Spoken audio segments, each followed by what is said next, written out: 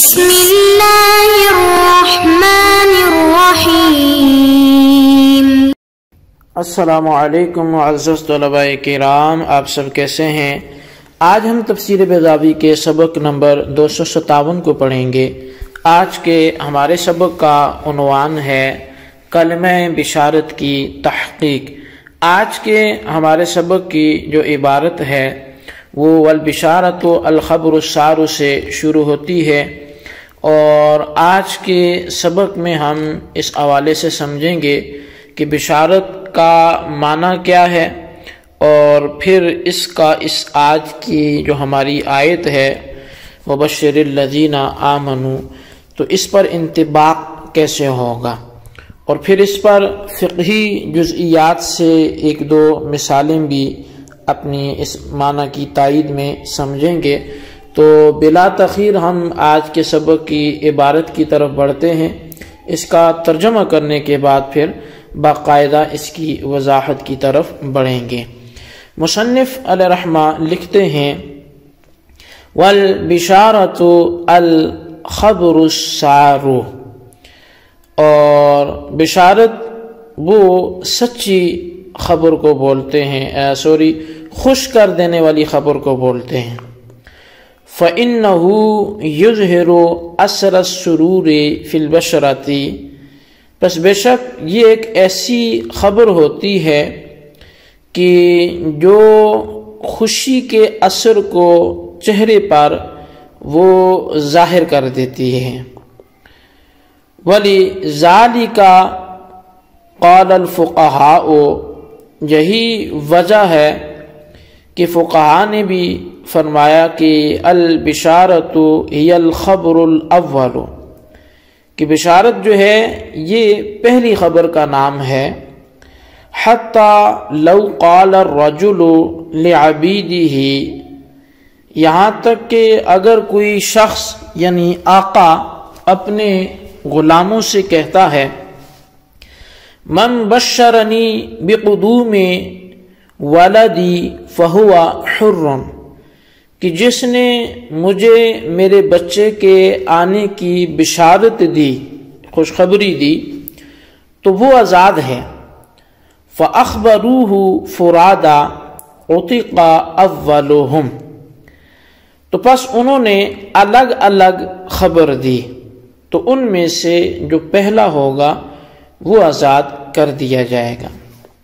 وَلَوْ قَالَ، اور اگر آقا نے اپنے غلاموں سے گزشتہ الفاظ کی بجائے یوں کہا ہو کہ من اخبرنی بقدوم ولدی فہو حر، کہ جس نے مجھے میرے بچے کے بیٹے کے آنے کی خبر دی تو وہ آزاد ہیں۔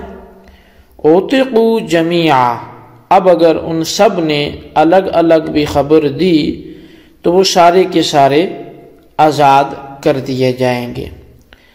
وَأَمَّا قَوْلُهُ تَعَالَى، بہرحال پھر اللہ تعالیٰ کا جو فرمان ہے فَبَشِّرْهُمْ بِعَذَابٍ أَلِيمٍ، کہ انہیں دردناک عذاب کی خوشخبری سنا دو۔ فَعَلَى التَّحَكُّمِ أَوْ عَلَى طَرِيقَةِ قَوْلِهِ تَحِيَّةٌ بَيْنَهُمْ ضَرْبٌ وَجِيعٌ، تو یہ تحکم کے طور پہ ہے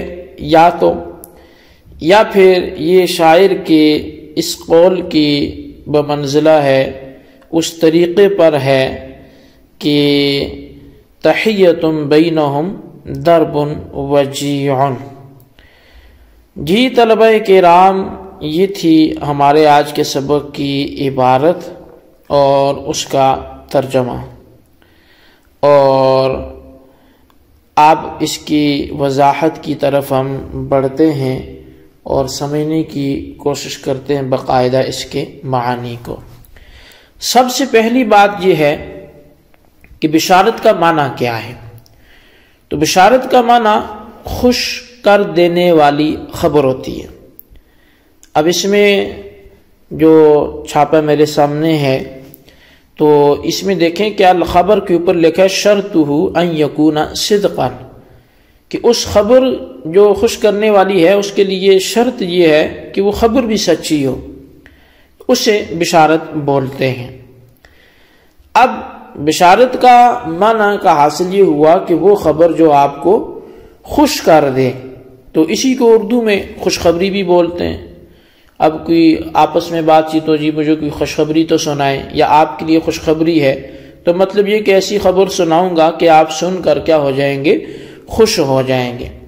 تو وہ میرے سنانے کی وجہ سے خوش نہیں ہوگا، اس خبر کی وجہ سے خوش ہوگا، یعنی وہ خبر میں یہ کمال ہوگا کہ وہ اگلے کو خوش کر دے۔ اب اس کی پھر وجہ یہ بیان کی کہ یہ خوشی کا اثر جو ہے وہ چہرے پر ظاہر کر دیتی ہے، اور خوشی کا اثر چہرے پر ایسے پھیلتا ہے کہ جیسے جو خون ہے وہ گردش کرتا ہے، اور چہرے کا رنگ جو ہے وہ ہلکا ہلکا سرخی کی مائل بھی ہو جاتا ہے، اور چہرے پہ مسکراہٹ پھیل جاتی ہے۔ اب کہتے ہیں کہ ایک خاص بات یہ ہے کہ بشارت جو ہوتی ہے یا خوشخبری جو ہوتی ہے وہ پہلی خبر ہوتی ہے۔ جیسے صبر کے حوالے سے کہا جاتا ہے نا کہ صبر پہلا صبر ہوتا ہے، یعنی جب کوئی مصیبت آئی تو اسی وقت بندے کی کیفیت کیا ہوئی، صبر کیا یا واویلا کیا۔ اب بعد میں تو وقت گزرنے کے ساتھ اس کا درد و کرب خود ہی مان پڑ جاتا ہے، تو اس لیے بعد کے صبر کا اعتبار نہیں ہوتا، صبر وہ جو اول موقع پر ہو۔ تو ایسی ہی خوشخبری وہ ہوتی ہے کہ جو اول موقع پر ہو، جو پہلی خبر ہو، بعد میں تو وہ خوشخبری میں وہ قوت نہیں رہتی۔ مثال کے طور پر اب کوئی شخص آتا ہے، بیرون ملک سے آتا ہے، کسی ماں کا لاڈلا آتا ہے، اور وہ اس کی یاد میں اپنے بچے کے انتظار میں بیٹھی تھی، اور اچانک سے اس کو یہ خبر ملی کہ آپ کا بیٹا آ چکا ہے، تو اس خبر سے وہ کافی خوش ہوگی، اور یہی خوشخبری ہے، یہی بشارت ہے۔ لیکن اگر ایسا ہوا کہ اب اس کے بعد 2 بندے اور آئے، انہوں نے بھی کہا بیٹا آ گیا، تو اب اس خبر سے وہ خوشی تو نہیں نہ ہوگی جو پہلی خبر سے ملی تھی۔